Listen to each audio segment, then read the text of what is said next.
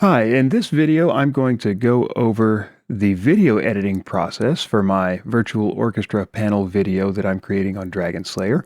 I've got Davinci Resolve opened up, which is a free program, and I've got the folder that has my student videos and the audio mixdown that I did from Cakewalk.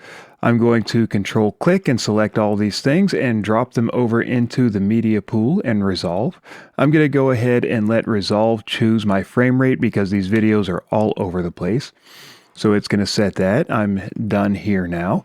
And now I'm going to start dragging these videos and audio into the timeline here. I'm going to do this in the edit view. I find that it works a little more intuitively, and I'm going to start with my audio track. I'm just going to bring that in, drag and drop it. Below the line is the audio. And I'm going to, let's see, Control minus, zoom out a little bit. And I'm going to go to about a minute before I start this because most of these videos have a fair amount of empty space at the beginning. And I think my first note is somewhere around here. So I'm just going to drag here, pull that out to, I don't know, about a minute into the video.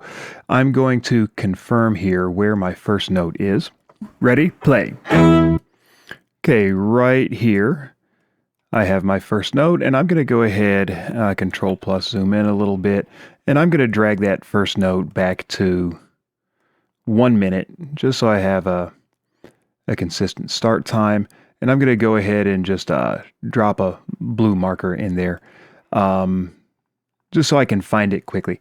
All right, so now I'm going to go ahead and start bringing in my videos. Now, you've got to be careful when you do this because I don't want my audio track being overwritten by the video audio tracks, which it'll do sometimes. It can be a little bit weird. So I'm going to insert a stereo audio track, and I'm going to right click and move that track up. So I've got a blank spot for my video audio, the audio attached to my video to drop into and not mess up my main audio track here. So I'm going to come up here and let's go ahead and just start building the violin section first.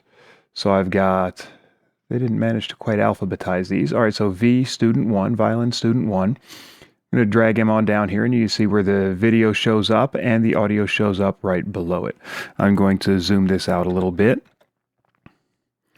And you can see over here where his playing starts. So I'm going to bring that over to about right here. And I'm going to just make that bigger so that I can see his waveform just for ease of lining it up. And I've got my marker right here. I'm going to zoom in, bring his first note in line with my first note. And I found that my guide phrase, which I use these very frequently in my own editing, didn't work so well in this case because most of the kids did not say this in time.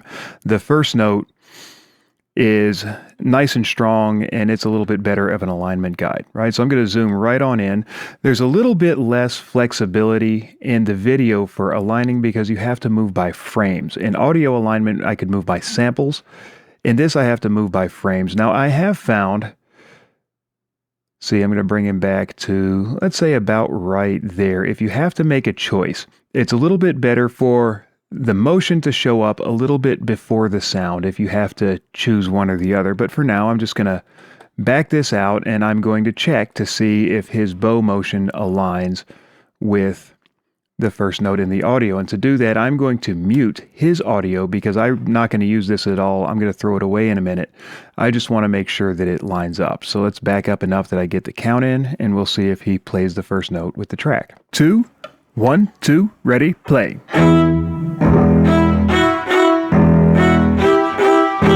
Okay, looks to me like he's playing and he's in time, so I've got that one aligned.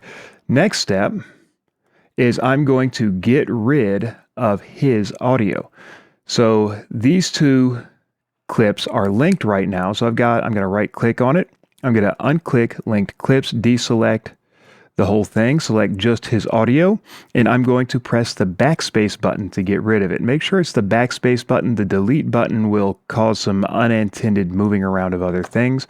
So I'm going to backspace, and now I have my first violin player in and aligned, and I'm just going to go through this process over and over again until I get everybody in and their first notes lined up. I'll be back when that's done. All right, so I'm actually back a little bit before it's done because as I was doing this, there was a little bit of kooky behavior that I thought it'd be worth showing you. So to bring in the next video, and the process for bringing in each additional video is going to go like this, just to make sure that things don't get overwritten, all right? I'm going to add a new video track. I'm going to take the existing new track and I'm going to move it down. Or you can move the other track up, doesn't really matter. So now every new video that I add, I want to add it into the video 1 track so that its audio comes in right here, because otherwise it just overwrites things and moves stuff around in unexpected ways, and that's just kind of annoying. So when I bring my violin student 2 in, I want to bring her into video track 1 so her audio goes into track 1. And again, you know, I can see where the first note is, and I'm just going to go through the alignment process now.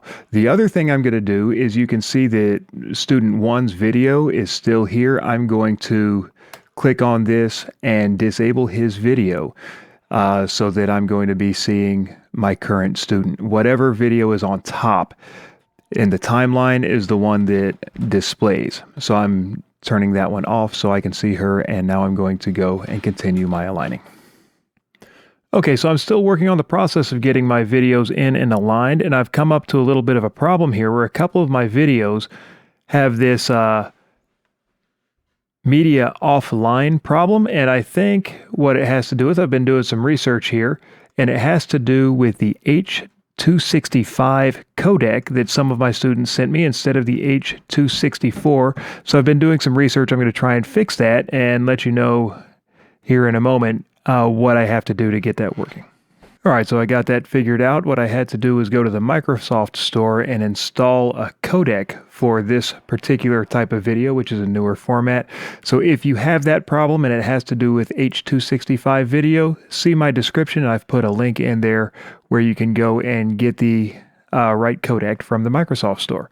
All right, so as I continue to get my tracks put in and lined up, a couple of things that I'm noticing. One is, as I add my new tracks, they continue to go on the top, and moving them down and down and down and down is kind of a pain. So what I've figured out I can do is I moved my audio that I'm using up to audio 1. So now as I bring in my next video, I'm going to put it in video track 5, and the audio is going to stay below my finished audio, and it's not going to displace it at all. It seems to be a much quicker workflow. So again, I'm going to keep at it.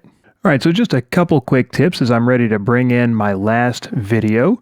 The first one is as I add a new track, I want to make sure that I'm disabling all the other tracks before it, because you're going to run into some processing trouble. Otherwise, your computer is going to have a hard time keeping up with playing all these video tracks, and the more of them you have, the worse it's going to be. So try to only keep active the tracks that you're working with. The next thing is I bring in my last bass player, and this is a weird little one. If I bring this video in from above, it's going to create an extra audio track. If I bring the video in from the side, then it does not. It puts the audio in the track that already exists, which is, I don't know, that's weird, but it's just a little thing with this program.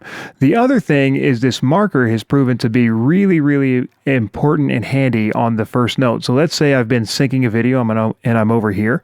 I can shift up arrow and it jumps me straight back to the first note of the song, or if I'm before it, I can shift down arrow, and that has been really handy for me to grab a hold of the first note here and just pop it into place before I zoom in and finish aligning his track. All right, so I'm going to get a couple other things done and then I'll be back again.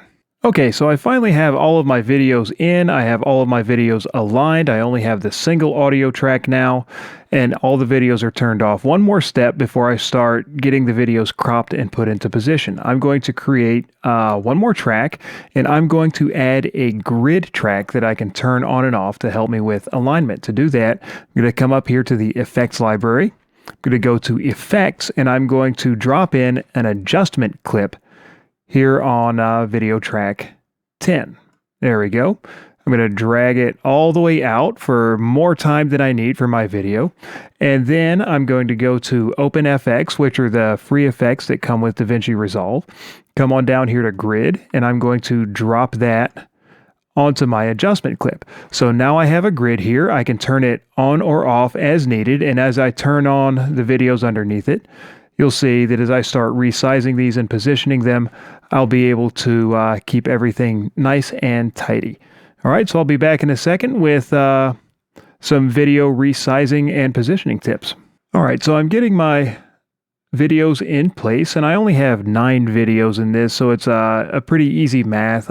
20 squares across in the grid, so 6 1/3 squares per video just gets everybody on screen. And I'm going to go ahead and just get everybody on screen. I'm going to do a couple of picture changes in this, but this is going to be my basic all of the videos layout. And if I take the grid off, you can see I've got them. They're not perfect, but they're pretty close, and that's good enough for now. I'm going to come back and refine it later once I've got everybody in, because I know I've got at least one kid who did his in portrait mode, so I'm going to have to work that out when I get to it.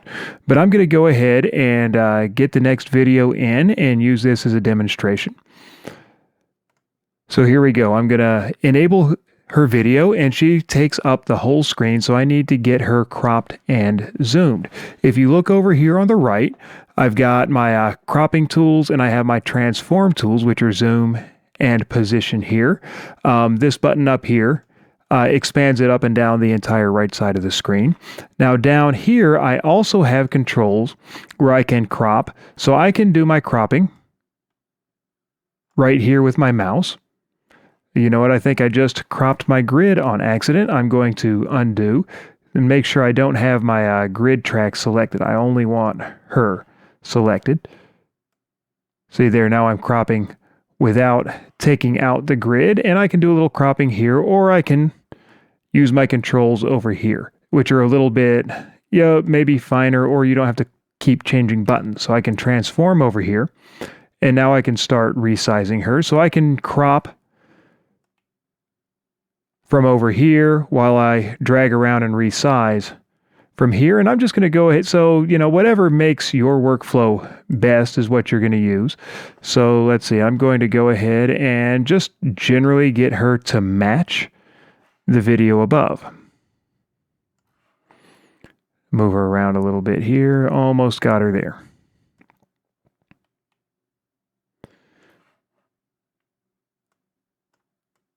All right, just a little bit of playing around until you get it. And that pretty much has her close. And that's the basic idea. I'm just going to go through all my videos and get them to fit, and then I'm going to come back and refine. All right, so now I've got my 9 videos laid out, and I found that I pretty much had to abandon that idea of just putting the 9 evenly spread. By the time, I had somebody that was portrait mode, and the kids just left a lot of negative space. So for instance, my cello player right here, if I uncrop him, there was just a whole lot of his room. So I'll undo those changes, and I decided I'd rather have the kids clearly visible. So if I cropped out all that extra space, I could make them bigger. And then it was just a lot of playing around and getting them to where I thought they kind of fit. The one principle I did follow is I wanted them in position roughly in the video where their sound is coming from if you're listening in stereo. So the violins are a little bit over to the left, my viola player is over to the right, my cello player's off to the left, and my bass player's off to the right. So I have high and low, left and right. So the next thing I'm going to get ready to do is set up for a couple of picture changes to get in for the section solis, and I'll be back when I've got that ready. All right, so I'm just about finished setting up my picture changes. The first thing is to split the clips around where you want your picture change. So I've got whole ensemble here. I'm going to go upper strings here, back to whole ensemble, and then lower strings right here. So I've found in the audio the spot where I want my picture to change. I'm going to come down here and select video number 1, scroll up, shift click all the way through all of my videos. So it doesn't matter if you have a few or a lot, you can do this pretty quickly. For this program, Control B splits those clips. All right, that's the first step. And now I've got to go within my picture changes and rearrange the videos. All right, so I've got all of my picture changes set up. So I've got a violin soli here, back to orchestra, to a cello and bass soli, back to orchestra, and there's a spot over here where the music jumps back and forth, so I want to, again, jump back and forth between those sections. So I set up my violin section, viola section, upper strings anyway, and then bass and cello, upper strings, bass and cello, upper strings, back to the whole orchestra. Well, to get the upper strings back into this format, I did not have to go and redo everything manually. It's actually very quick and easy, so I'm going to show you this. So I'm going to do a copy on my top track bass player here, Control C, and then I'm going to come over here and just do a drag and select those two, and over here I am going to paste attributes. You can use Alt V for that. I'm going to put in video attributes. I'm not retiming anything, and I'm going to apply, and this bass player now has been put in the same position he was over here. So I'm going to repeat this for each clip here. Copy, select, Alt V, apply, copy, select, Alt V, apply, copy, select, Alt V, apply. And so now I've missed something on my cello player. I wonder if I did the wrong thing. So I'm going to try that one more time for this last cello player. Alt V, apply. There he is. All right, so I must have done something wrong. And so now as I switch back and forth without having to have done all that work to do those manually again, it's actually pretty quick. And if I had screen sets with a lot of students and I had a couple of basic templates, I could take, the crop and position settings from one video and apply it to a completely different set of students to move quickly without having to manually resize everything. All right, and so I'm back and I'm ready to wrap this thing up. You see that I changed my mind about how to lay out the main orchestra. I went back to the 9, and there's a couple of discoveries that made me decide to do that. One was just that Alt-V paste attributes, which made getting things in place so much easier. That was a recent discovery before I showed you guys about it. And I was able to just do one video up into my grid and then copy those attributes to everybody, and it didn't take long actually to fine-tune them all into their squares. The other thing had to do with figuring out how to modify my grid. If I select my adjustment clip, come over here to OpenFX, I'm going to expand that, you can actually specify the number of rows and columns and the thicknesses of the lines and all that stuff. So I actually made it a 9 rectangle grid and decided to leave it on after all, because I think the white lines in there are just a little bit cleaner looking than try to make the negative space, the black in between the frames, consistent. So I just decided to leave that on. Now, as I was doing picture changes, I had to turn the grid off. Otherwise it would stay there during the picture changes. And as I went through, I did a couple of spots where I did similar picture changes. So you can see the final result on YouTube. But at this point, it's time to trim the video. So I'm going to go ahead back to my starting point here. And I'm going to bring this up to here. And I think I decided that I'm going to leave 1 measure's worth of silence before I have the kids start playing. So I'm going to the beginning of my count in right here. And I'm going to go ahead and select all of my videos. Control click. Control B splits them apart. I'm going to backspace. There it goes. I'm going to get rid of all of that. I have to select the audio separately. Same thing. Control B. I'll go ahead and backspace that. But in addition, I don't want my count in there. 2, 1, 2, ready, play. So here's my first note. I actually have to bring the sound back separately. And it turns out that I actually left a little more, than 1 measure. I started in the wrong spot. 2, ready. Okay, so right here. So what I'm going to do is I'm going to go ahead and reselect these. And at this point, since I have set it on my audio, I can just drag those back right there. Everything's ready to go video-wise. I'm going to drag my audio back. Play.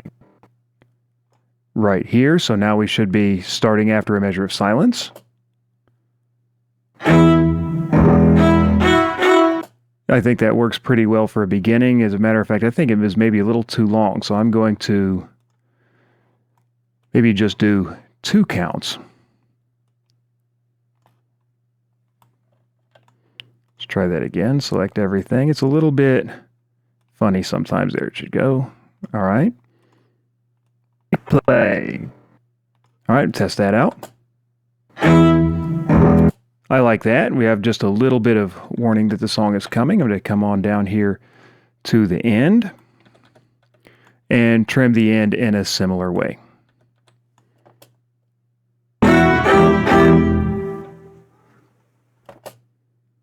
And I think about right there. I'll let a couple of the kids turn their videos off, and I will trim everything else. Let's see. Control click, Control B to get everything up here in my selection. Backspace that, and I will just drag the audio back to the now time, and I'll check that ending.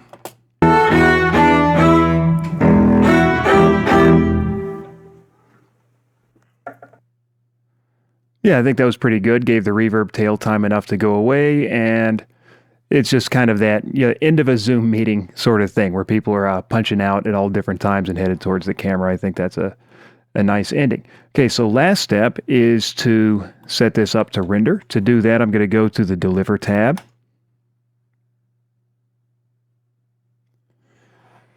I'm going to come over here. Now, there's a couple of things I could do. I could drag the whole thing back to the beginning, but with all the cuts, I don't want to fool with it. So what I'm going to do is mark in right here. It marks out at the end. So now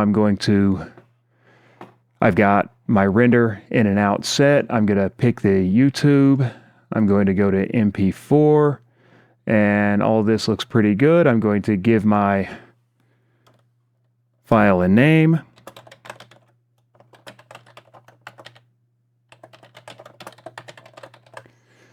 I'm going to give it a location.